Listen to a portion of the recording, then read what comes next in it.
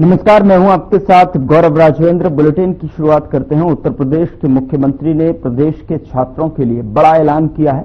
अब छात्रों को स्कूल की जरूरतों के लिए आर्थिक सहायता सीधे उनके माता पिता के खाते में दी जाएगी। इसके तहत प्रति छात्र छात्रा को 1200 रुपए की धनराशि दी जाएगी और इस राशि का उपयोग छात्र ड्रेस, स्वेटर और स्कूल बैग, जूता, मोजा और स्टेशनरी खर्च और करने के लिए कर सकेंगे। साथ ही आपको बता दें कि इसके अलावा सीएम ने 139 कस्तूरबा गांधी बालिका विद्यालयों के नवनिर्मित भवनों का लोकार्पण भी किया। 43 मॉडल कंपोजिट विद्यालयों एवं 66 अभ्युदय कंपोजिट विद्यालयों का भी शिलान्यास किया गया।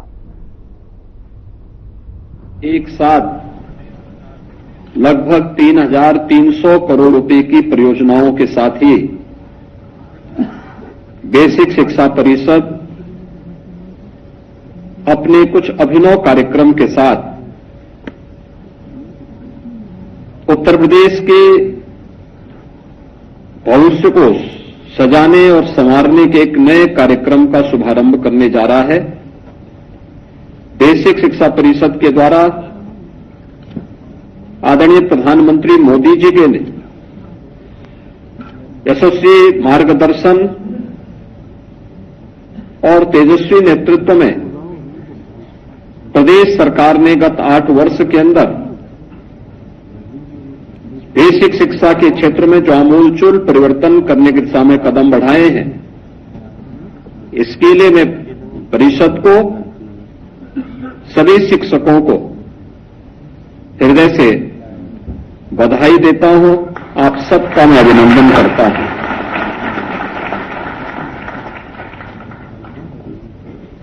ऑपरेशन कायाकल्प से यात्रा प्रारंभ होती है और आज सीएम कंपोजिट विद्यालय और सीएम अभ्युदय विद्यालय के रूप में शिक्षा के एक नए मॉडल को प्रस्तुत करने के लिए बेसिक शिक्षा परिषद उतावला दिखाई दे रही है। याद करिए वह समय जब विद्यालयों में छात्रों का अभाव था, छात्र छात्राएं नहीं थे, विद्यालय बंद की कगार पर खड़े थे।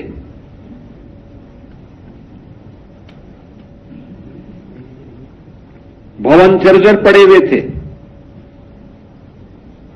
गंदगी हुआ करती थी, अव्यवस्था हुआ करती थी। उन स्थितियों में ये यात्रा प्रारंभ हुई और एक पहल की आवश्यकता थी। प्रदेश में सरकार बदलते ही पहल प्रारंभ हुई तो उसको नेतृत्व अपने अपने विद्यालय में संबंधित विद्यालयों के प्रधानाचार्यों ने, शिक्षकों ने और उससे जुड़े हुए अन्य जो उनके सहयोगी थे, उन सब ने मिलकर के जो कार्य प्रारंभ किया। आज आप देख सकते हैं कि प्रदेश में लगभग सभी विद्यालय ऑपरेशन कायाकल्प के साथ जुड़ चुके हैं। जो थोड़े बहुत बचे होंगे 2-3%, मुझे लगता है कि इस वर्ष वे भी ऑपरेशन कायाकल्प से आच्छादित हो जाएंगे। स्कूल में ड्रॉप आउट रेट क्यों ज्यादा होता है, क्यों बढ़ता है? जब वहां पठन पाठन का माहौल न हो, जब वहां पे बुनियादी सुविधाएं न हो, बालक बालिकाओं के लिए टॉयलेट की व्यवस्था नहीं, पेयजल की व्यवस्था नहीं, शिक्षक कभी आ रहे हैं कभी नहीं आ रहे हैं, गंदगी हो, खेलकूद की कोई व्यवस्था न हो, उस शुरुआत में उस प्रकार के अनुकूल वातावरण बनाने के लिए जो अभिनव प्रयास होने चाहिए,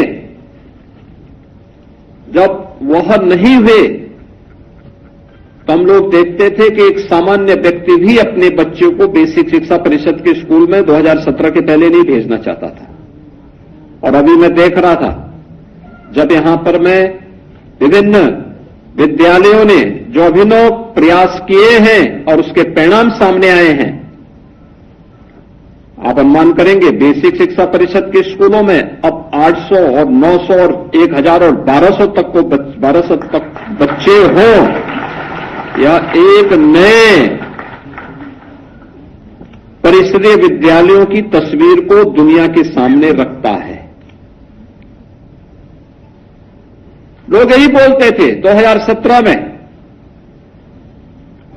कि सब क्या हो रहा है, आप लोग दे तो रहे हैं लेकिन उसका रिजल्ट क्या है। हमने कहा रिजल्ट भी आएगा, रिजल्ट भी आएगा। अभी सरकार आई है, उन बच्चों के भविष्य के साथ खिलवाड़ करने की छूट नहीं मिलनी चाहिए। जिन बच्चों ने पढ़ने की एक लालसा से स्कूल तो गए, लेकिन फिर असमय उसको वापस आना पड़ा, फिर जाना उसने बंद कर दिया। अब स्थिति बंद होनी चाहिए। और आज मुझे बताते हुए प्रसन्नता है, इन स्कूलों में छात्र छात्राओं की संख्या बढ़ी है। आज हम सब जब इन सभी रिजल्ट, इस सभी परिणाम को हम देखते हैं, तो आज मुझे लगता है कि निपुण आकलन में जो रिजल्ट सामने आए हैं, अनुमान करिए 48,000 से अधिक विद्यालय इसमें सफलतापूर्वक अपने परिणाम के प्रति हम सबको आकर्षित कर रहे हो। याद करिए, पहले हम लोग देखते थे कि भाई स्वाभाविक रूप से जब स्कूल में न बच्चा आएगा न शिक्षक आएगा, तो उस समय अक्षर ज्ञान आप 5वीं क्लास के बच्चे से ही पूछते थे तो वो भी नहीं बता पाता था, उसको भी नहीं पता होता था।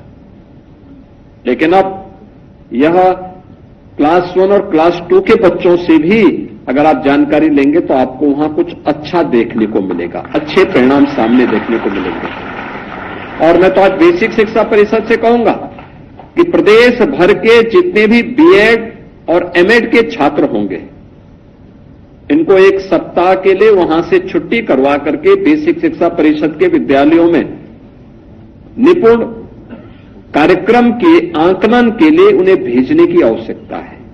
उनकी ट्रेनिंग भी होगी फील्ड में, और फील्ड में ट्रेनिंग के साथ साथ वे वहां जाकर के देखें तो क्या हो रहा है और कैसे उनको कार्य करना है।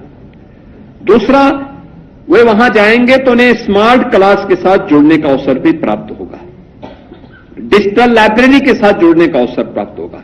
क्योंकि इन्होंने जब पढ़ा था, याद करना है, बीएड या एमएड के जो बच्चे इस समय अध्ययन कर रहे हैं, अपनी डिग्री ले रहे हैं, इन्होंने जब इन स्कूलों में पढ़ा होगा तब यहां बुनियादी सुविधाएं नहीं थी, बालक बालिकाओं के लिए टॉयलेट नहीं रहा होगा, तब वहां पे खेल का मैदान नहीं रहा होगा, तब वहां पे अच्छी फ्लोरिंग नहीं रही होगी, तब फर्नीचर नहीं रहा होगा, तब वहां पे डिजिटल लाइब्रेरी और स्मार्ट क्लास नहीं रही होगी।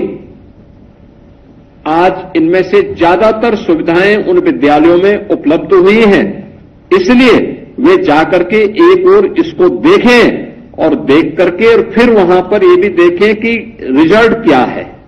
हम पहले से परफॉर्मा बना करके दें कि निपुण का आकलन पे उसे करना है, पहली क्लास का कैसे, दूसरी क्लास का कैसे, तीसरी क्लास का कैसे, चौथी क्लास का कैसे, 5वीं क्लास का कैसे, और फिर उसी फॉर्म में उसको मांगिए।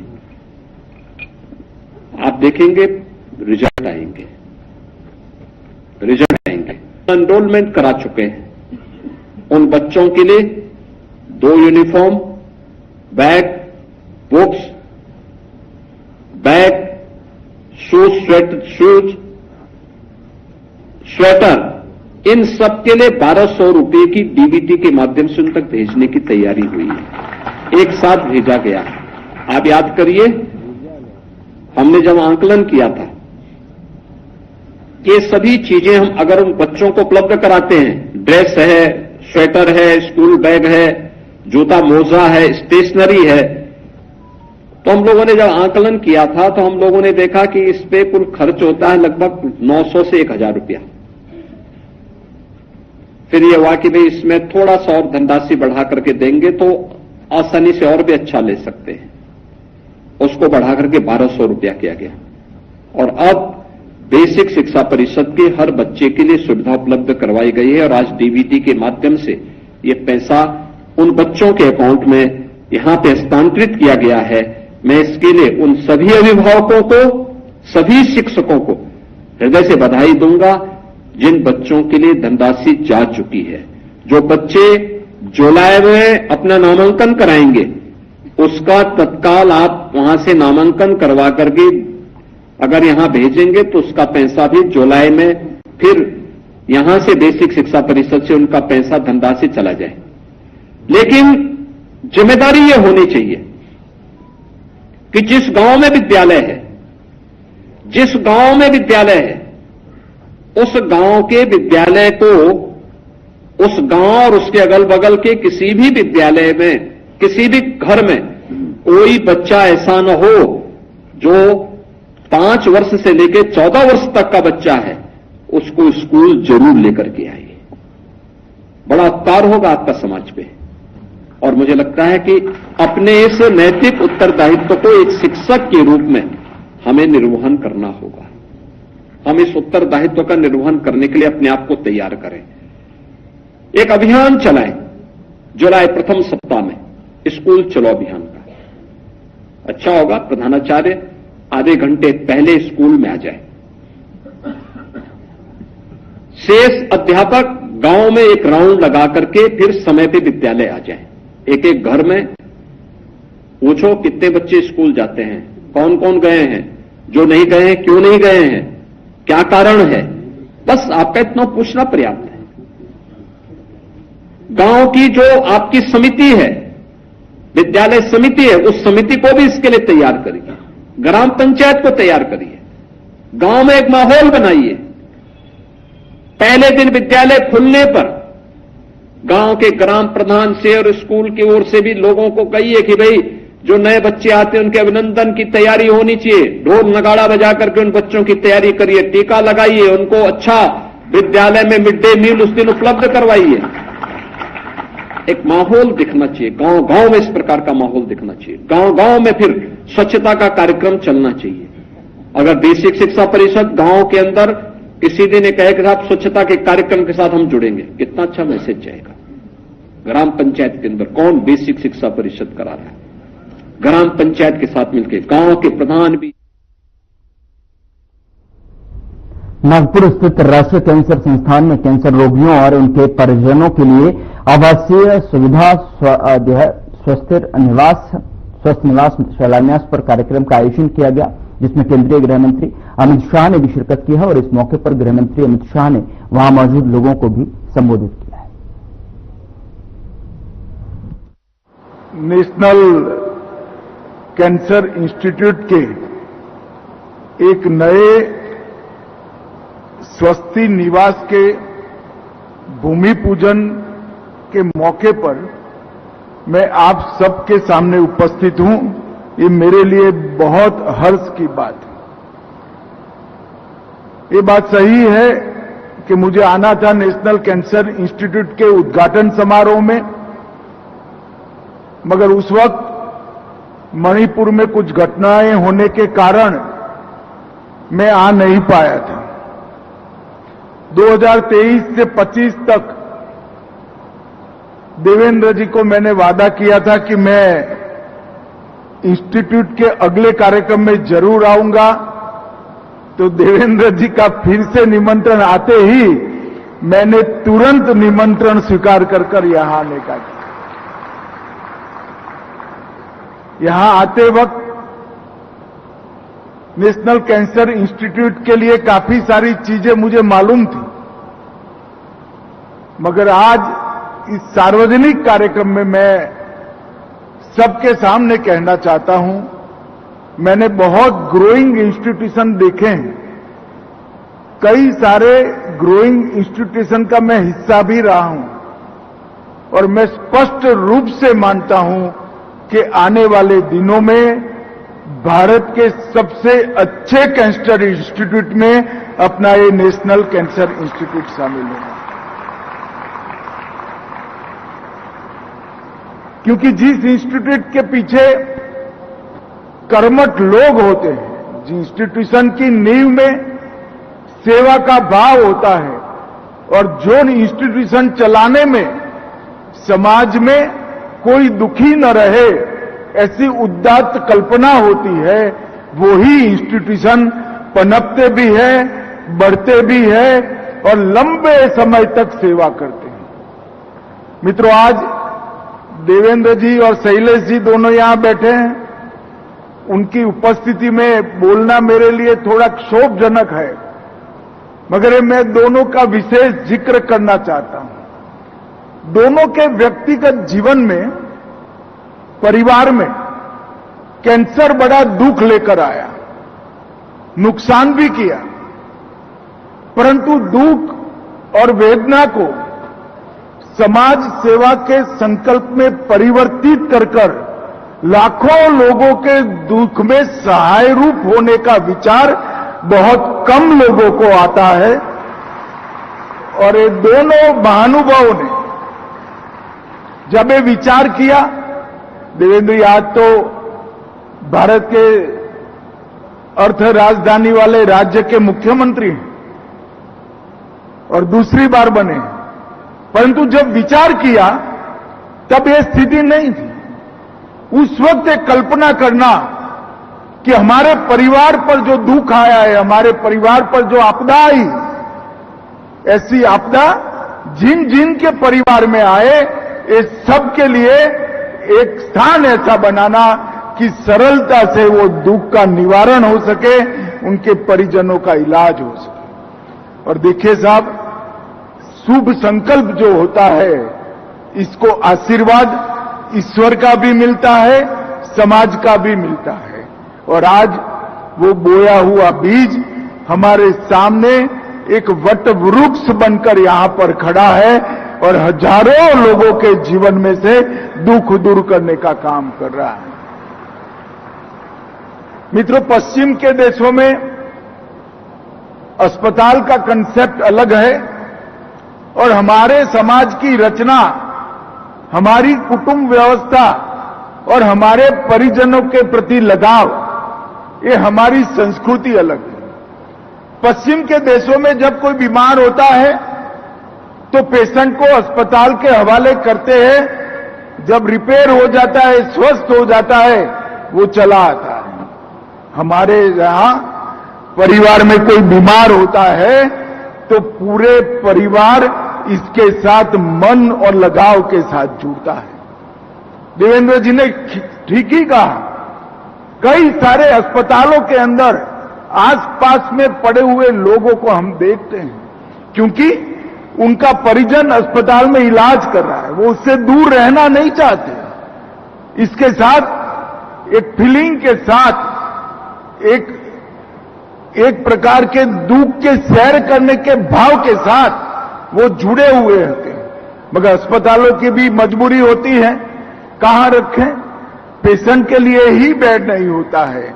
आज इस स्वस्ति निवास की कल्पना कर हमारे भारत के अस्पताल बनाने के फील्ड में एक नए प्रकार का विचार देवेंद्र जी आपकी टीम ने किया है, कैंसर इंस्टीट्यूट की टीम ने किया है, जो आने वाले दिनों में हमारे परिवार की संवेदनाओं को जीवित रखेगा। इसलिए मैं आपको बहुत बहुत बधाई देता हूं। यहां कोई भी पेशेंट आएगा, एक रोड क्रॉस कर अब रोड भी क्रॉस नहीं करना, उसकी भी आयोजन है, तो एक ही रोड क्रॉस कर अपने परिवार के जन को देखकर आकर यहां आरामजनक रात्रि निवास कर सकते हैं, स्वास्थ्यप्रद भोजन भी प्राप्त कर सकते हैं और कम से कम खर्च में कर सकते हैं। ये आयोजन से आज इस कैंसर इंस्टीट्यूट को परिपूर्ण करने का काम संचालकों ने किया है। मैं सभी को बहुत बहुत साधुवाद देना चाहता हूं। मित्रों, यहां मैं जब आया हूं तब एक बात जरूर करना चाहता हूं कि आबाजी थत्ते सेवा और अनुसंधान संस्था द्वारा एक कैंसर इंस्टीट्यूट संचालित होता है। आबाजी का जिन्होंने देखा होगा आबाजी को हूबहू चित्र किसी कलाकार ने पेंसिल से बनाकर बहुत सुंदर यहां पर लगाया है। सबसे पहले तो मैं कलाकार को बहुत बहुत बधाई देना चाहता हूं। मैंने मेरे जीवन में आबाजी के साथ 3 दिन प्रवास किया है। 45 साल तक परम पूजनीय गुरुजी और परम पूजनीय बाला साहब देवरस जी के सानिध्य में एक मूक सेवक बनकर संघ और ये दोनों सरसंचालक की सेवा करने का काम आबाजी थत्ते ने किया। स्वयं पेशे से मेडिकल डॉक्टर होने के बावजूद पूरा जीवन संघ के माध्यम से भारत के पुनर्निर्माण में समर्पित करने का काम आबाजी ने करा है। और मैंने आबाजी के साथ 3 दिन रहा हूं। इतना बड़ा त्याग, इतना बड़ा समर्पण, मगर चेहरे पर, व्यवहार में और व्यक्तित्व में कहीं अहंकार की बूंद भी न मिले। सालस। फिलहाल बुलेटिन में इतना ही। नमस्कार।